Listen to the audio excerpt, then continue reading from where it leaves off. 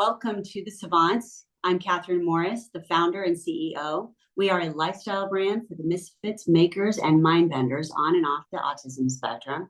And today we have a very special guest, someone who definitely checks off all of the boxes, photographer Jeremy Cowart. So good to see you too. Thank you for having me. Now, I have to tell you that this introduction feels kind of surreal because my first encounter with Jeremy was completely unplanned, but right on point. I was in Franklin, Tennessee, just wandering around when I saw this very unassuming place inside the factory in Franklin, Tennessee, and a sign for portrait lab. In fact, the door was closed. No one was there. It was just a little QR, and I just felt like I needed to know what this place was. I had no idea who was behind it or what I was walking into, but something just pulled me inside. I took a picture of it. I looked into it. And before I knew it, I was in front of Jeremy stepping into one of his 60-second photo shoots, completely unaware that I had just stumbled into the orbit of one of the most innovative photographers of our time. Jeremy Cowart is a photographer, artist, and entrepreneur whose work redefines creative boundaries. He's captured some of the biggest names on the planet: Taylor Swift, the Kardashians, Emma Stone, Barack Obama, and Britney Spears. In fact, he didn't just photograph Britney, he went on tour with her, documenting her journey in a way that few have ever been able to see. But what makes Jeremy's work stand out isn't just who he's photographed, it's how he does it. His 60-second photographs are unlike anything else in the world, blending real-time lighting and background changes to create something that feels alive, almost like a moving painting, all within a single minute. And beyond his celebrity portraits, Jeremy's impact reaches so much further. He's used his lens to tell stories that matter, whether it's in his humanitarian projects in Haiti and Rwanda, his global photography movement, Help Portrait, or his vision for the Purpose Hotel. I'm checking in, a hotel chain designed to make a difference with every stay. His art has been showcased alongside legends like Andy Warhol and Ansel Adams. And somehow, while doing all of this, he also finds time to be a husband and a father of four. So today we get to sit down with the one and only Jeremy Cowart. Welcome to the Savants. So excited to be here. It's always awkward sitting through your own bio, but thank you for that. And now we need to read your bio again so that everybody knows all the amazing things that you're doing as well. When I connected to you, I knew when I was drawn to the portrait lab that there was something more going on.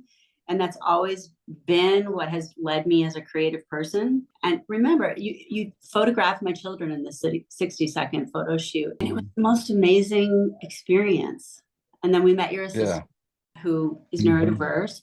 I told the boys when we had this incredible, I said, remember, boys, remember, this is when you follow this creative trend. Yeah. You never know what's behind this door. Can't believe like hearing you say all that. It's wild that just your intuition is what led us here. How crazy is that? We have some questions, and that we could just kind of keep some frame. Can we go with that? Yeah, of Okay. course. We're called the savants. So, what does being a savant mean to you? The word savant holds a lot of layers and meaning, from deep expertise to raw instinct. As someone who's redefined the boundaries of photography and storytelling, how do you personally connect with the word? Yeah, no, I love that word. In fact, I'm with all of my ideas, I'm always trying to name them and find the right descriptions, the right words. And so you found a really good one, and savant. And so when I think of it, I don't know, like somebody like extraordinary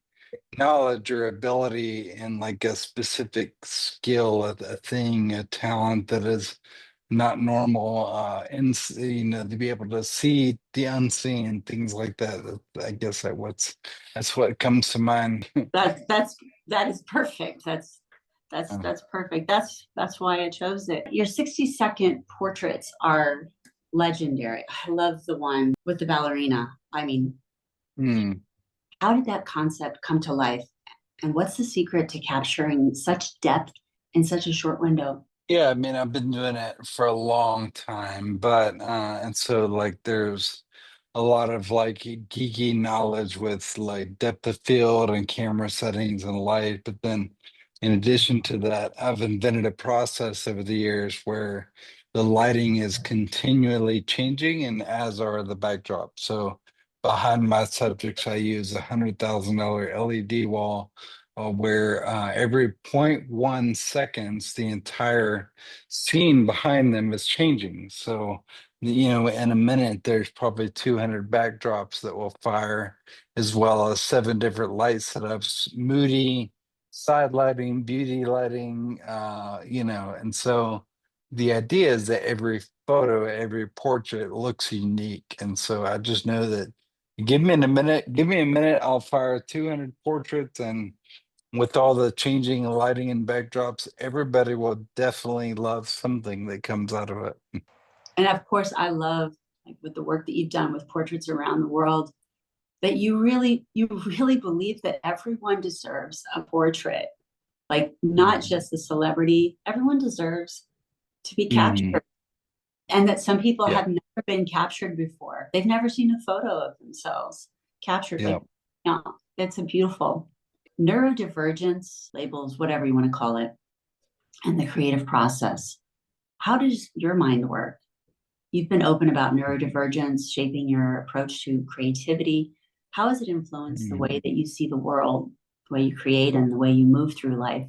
Yeah, just to give your listeners some background, yeah, I wrote a whole book about this. Like I grew up just thinking I was stupid. I didn't make great grades. And ironically, the education system teaches you that if you don't make great grades, then good luck in life. Like you're a failure, you're dumb, you're this or that. And so that was what I took away from school. And I never was like failing, but I was like a C student, just kind of like never the straight A's, never the all A's and B's, like just kind of barely getting by. So I just assumed I took on that identity. That's who I am. And then, much to my surprise, throughout my early career, I had massive success in Hollywood as an artist and photographer, and with an agent in Hollywood. And then I went on to invent iPhone apps and nonprofits and did all these things. And then I was like, oh, I guess I'm not stupid after all. And then also, speaking of neurology, I found out 7 years that I also have a brain disease, a literal brain disease called Friedreich's ataxia that affects a lot of my body. So mobility, speech, sometimes like you'll hear me even slurring some words in this interview. Coordination, so my life is definitely very challenging due to all my neurodivergent issues. I'm extremely ADD for sure. And so, yeah, I relate to all things neurodivergent for sure. What's the most misunderstood aspect of your work? People often see the final masterpiece, but not the process. What's the one thing that people get wrong about what you do? And what would you want them to understand? It's a really good question. I love that question. Yeah, I think people just think I'm a picture guy, think I'm a headshot guy or a photographer. And what I've realized over the years that I'm just an idea person, and camera is one of my tools. But my ideas, especially, gosh, as I'm learning in the last few months, that my ideas span a very, very wide range of markets. Because I'm currently building projects in fashion and AI and nonprofits and iPhone apps and social media and storytelling and philanthropy. And so, I think a lot of creators work that way. We're essentially creative directors. And so if you're a creative person, your creativity can apply to whatever's in front of you. You shouldn't be limited to one tool or one, canvas or a camera or a screen. In your case, as an actress, like you're creative. You can do lots and lots of things. And so I definitely get bummed out when people are like, oh, you're the guy that, takes headshots. First of all, the headshot, I hate that word because headshots, I think of like LinkedIn, but I prefer the word portrait because uh, it's a much more artistic term. Um, and so, yeah, that's what I hope people would perceive. instead. From celebrities to strangers, what's the common thread? You've photographed everyone from A-list celebrities to people with deeply personal stories. What do you find that unites them? What have you learned from capturing both? Yeah, I mean, truly, we are all human. I'm amazed sometimes how the celebrities are just as insecure, if not more so, than your everyday person. Like a celebrity's also worried about the bags under their eyes. They just gained 15 pounds, like whatever it is. I mean, sure, some of them have been in front of cameras more, so they're a little more professional in terms of knowing how to pose or what their angles are, but still they're just as insecure. And so doesn't matter who it is. I mean, we're all human, and so I just try to love whoever's in front of the camera and treat them, talk to them just as we're chatting now, and make them feel at home, and try to make it a chill, laid back atmosphere, and just get the job done, make the art. Mm-hmm. What's your legacy in the making? How do you want to be remembered with Yeah. your impact? That's a really good question. I think about that all the time. As a parent, it's something we have to consider, like what legacy are we leaving? And so, I mean, I just hope that my kids like look at my work like, oh, he used his talents to do something bigger than himself, to use those talents to give back, to help, people in need, to help his colleagues, like that really is what fulfills me and gives me purpose. I'm not just trying to sound like a good guy. I mean, these are the things that keep me up at night. Like, how do I? There's actually a test that you should take, and your readers, your listeners should check out. My friend Mike Foster invented something called Seven Primal Questions, and he interviewed 6,000 people in person as a therapist, and he realized that every human alive is asking one of seven questions. And when I took that test, my test came back as, do I have purpose, and what is it?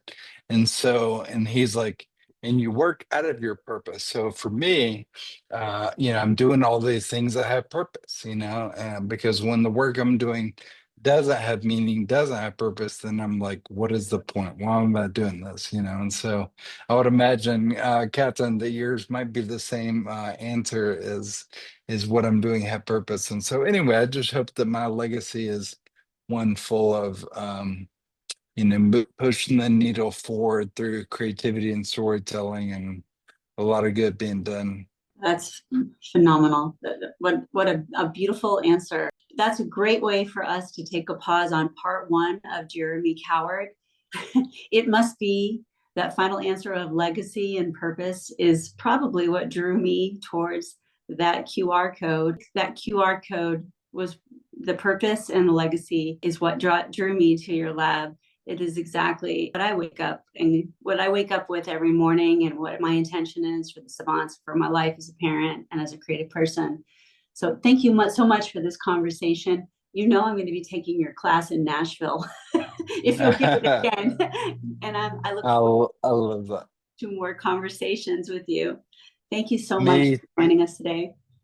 absolutely. This is the first of a few to come, hopefully, because I have a lot of things in the works that next time we chat, it'll be really good to dive deeper and to go into the work being done.